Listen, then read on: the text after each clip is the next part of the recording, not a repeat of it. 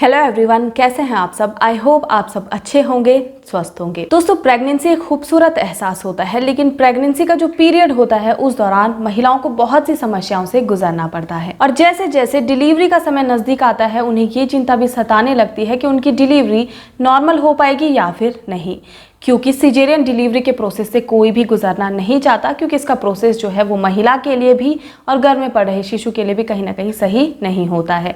इसलिए सभी महिलाएं प्रेगनेंसी के दौरान यही चाहती हैं कि उनकी डिलीवरी नॉर्मल हो सके।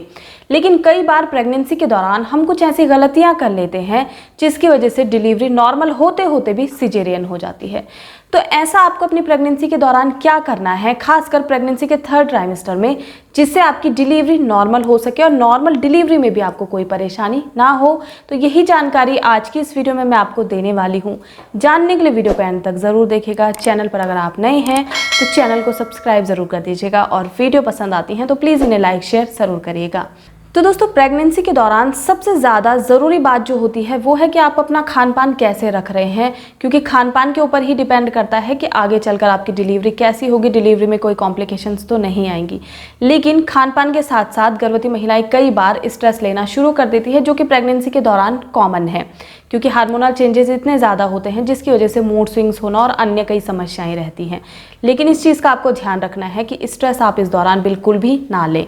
खासकर जब आप प्रेगनेंसी के 3rd ट्राइमेस्टर में आ जाती हैं तो उस दौरान अगर आप स्ट्रेस लेती हैं तो रिलैक्सिन हार्मोन रिलीज नहीं हो पाता है, और नॉर्मल डिलीवरी के लिए लेबर पेन्स लाने के लिए सबसे ज़्यादा ज़रूरी होता है रिलैक्सिन हार्मोन का रिलीज़ होना।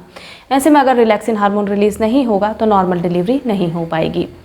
दूसरी बात आपको ये ध्यान रखनी है कि प्रेगनेंसी का जब 7वां 8वां या 9वां महीना खास तौर पर शुरू हो जाता है तो उस दौरान आपको ठंडा पानी भूल कर भी नहीं पीना है, क्योंकि अगर आप ठंडा पानी पीती हैं तो इससे जो पेल्विक एरिया की मसल्स हैं वो फ्लेक्सिबल नहीं हो पाती हैं और नॉर्मल डिलीवरी में काफ़ी परेशानी होती है। इसलिए 9वां महीना लगते ही तुरंत आपको गुनगुने पानी का सेवन करना शुरू कर देना है। जो भी आप खाना खा रही हैं वो आपको गुनगुना या फिर गर्म ही रखना है। ठंडा आपको खाना बिल्कुल भी नहीं खाना है। बाहर का खाना आप बिल्कुल छोड़ दीजिए, घर पर बना ताज़ा खाना ही आपको खाना है। 9वें महीने में तीसरा काम आपको ये ज़रूर करना है कि उड़द की दाल का आपको सेवन करना है। उड़द की दाल का जो पानी होता है वो आपको निकाल लेना है, उसमें 1 चम्मच घी मिलाना है और उस पानी को आपको रेगुलर पीना है। इससे आपकी पेल्विक एरिया की जो मसल्स हैं वो फ्लेक्सिबल होती है, उसमें चिकनाहट आती है और नॉर्मल डिलीवरी का प्रोसेस काफ़ी आसान हो जाता है। तो ये काम आप 9वां महीना शुरू होते ही ज़रूर करिएगा। चौथी बात, आपको इस दौरान एक्सरसाइज शुरू कर देनी है। हालांकि आप घर के छोटे मोटे काम कर रही होंगी, आप एक्टिव होंगी, लेकिन फिर भी आपको एक्सरसाइज शुरू कर देनी है। जैसे कि आप डक वॉक एक्सरसाइज कर सकती हैं, आप चाहें तो बटरफ्लाई एक्सरसाइज कर सकती हैं। तो इन एक्सरसाइज से आपकी पेल्विक एरिया की जो मसल्स हैं वो फ्लेक्सिबल होती हैं और नॉर्मल डिलीवरी के लिए आपको तैयार करती हैं। जैसा कि मैंने आपको कहा, स्ट्रेस आपको बिल्कुल भी नहीं लेना है। मेडिटेशन आप इस दौरान कर सकती हैं, क्योंकि मेडिटेशन से स्ट्रेस कम होता है। तो मेडिटेशन आपके लिए सबसे अच्छा, और मेडिटेशन के साथ साथ आपको डीप ब्रीदिंग एक्सरसाइज भी करनी है। डीप ब्रीदिंग एक्सरसाइज से स्ट्रेस भी कम होता है और नॉर्मल डिलीवरी के दौरान जब आपको पुश करने के लिए कहा जाता है तो उस दौरान भी ब्रीदिंग एक्सरसाइज बहुत ज़्यादा ज़रूरी होती है, क्योंकि डॉक्टर के द्वारा आपको कहा जाता है कि आपको लंबी सांसें लेनी है, तो वहाँ पर ये बहुत ज़्यादा काम आती है। 5वीं बात ये ध्यान में रखनी है कि एमनियोटिक फ्लूइड का लेवल कम नहीं होना चाहिए। एमनियोटिक फ्लूइड का लेवल अगर कम होगा तो इससे भी नॉर्मल डिलीवरी में कॉम्प्लिकेशंस आ सकती हैं और डिलीवरी सिजेरियन करनी पड़ सकती हैं। इसलिए प्रेगनेंसी के दौरान आपको कहा जाता है कि पर्याप्त मात्रा में आपको पानी पीना है, और हो सके तो ऐसी चीज़ों का सेवन करिए जिसमें पानी ज़्यादा मात्रा में हो। फ्रूट्स खाइए, आप चाहें तो दही ले सकती हैं, छाछ आप ले सकती हैं, जूस का सेवन आप कर सकती हैं। इससे पानी का स्तर बॉडी में बढ़ेगा। इसके अलावा अगर हीमोग्लोबिन कम है तो ऐसे में भी डिलीवरी में कॉम्प्लिकेशंस आ सकती हैं। तो हीमोग्लोबिन का लेवल चेक किया जाता है प्रेगनेंसी में, और ऐसे में अगर वो 11 से कम है तो आपको अपने खाने में सेब, चुकंदर, अनार या फिर खजूर का सेवन बढ़ा देना है। इससे हीमोग्लोबिन का लेवल बढ़ जाएगा। साथ ही जो आयरन की गोली आपको दी जाती हैं वो भी आपको ज़रूर लेनी है। तो इन कुछ बातों का अगर आप ध्यान रखती हैं तो इससे नॉर्मल डिलीवरी आसान हो पाएगी और आपको कोई भी समस्या नहीं होगी, साथ ही शिशु भी स्वस्थ जन्म लेगा। इसके अलावा दोस्तों, नॉर्मल डिलीवरी के लिए ज़रूरी है कि आपका बीपी कंट्रोल होना चाहिए, शुगर आपका बड़ा नहीं होना चाहिए। तो ऐसी चीज़ों का सेवन ना करें जिससे कि बीपी बढ़े, जैसे कि नमक आप ज़्यादा ना खाएं, मसालेदार चीज़ें ज़्यादा ना खाएं।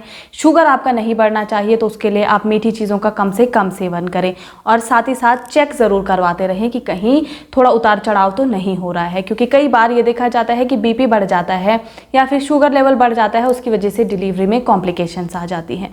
तो जब आप इन छोटी छोटी बातों का ध्यान रखते हैं तो ये आपको नॉर्मल डिलीवरी के लिए तैयार करते हैं। साथ ही नॉर्मल डिलीवरी का जो प्रोसेस होता है उसमें भी आपको आसानी होती है।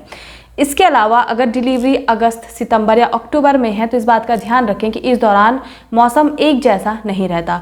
कभी बारिश की वजह से ठंड हो जाती है तो कभी काफ़ी ज़्यादा गर्मी हो जाती है।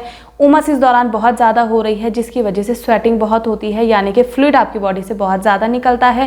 तो पानी तो आपको पीना ही है। साथ ही डिलीवरी के लिए आपको अपना हॉस्पिटल बैग पहले से ही तैयार कर लेना है। और डिलीवरी के बाद महिलाओं को कहा जाता है कि उन्हें अपने कान, हाथ या फिर पैर ढककर रखने हैं, तो इसलिए सॉक्स जो हैं हल्के वाले आप ज़रूर रख लें।